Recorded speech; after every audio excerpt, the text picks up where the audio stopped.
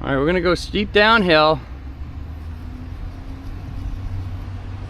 and we'll lock the diff coming up in a minute. I want to straighten out that rear end if I can without it falling.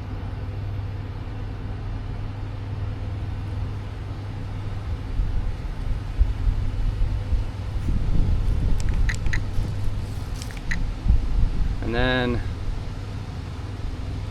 I can lock the diff and slide the rear within control. If I hit the right buttons, hit the wrong button. Now we'll release it for a minute. I really want to get over here, and I think that the back end's gonna slide on that rock and might be a little bit of problem. Got to get that front end down. There we go. And then we're gonna lock it here, and you can see how effective it is. Whoop, I didn't get that whole one. I kind of lost control a little bit, but and we're gonna try to see if we can get up this.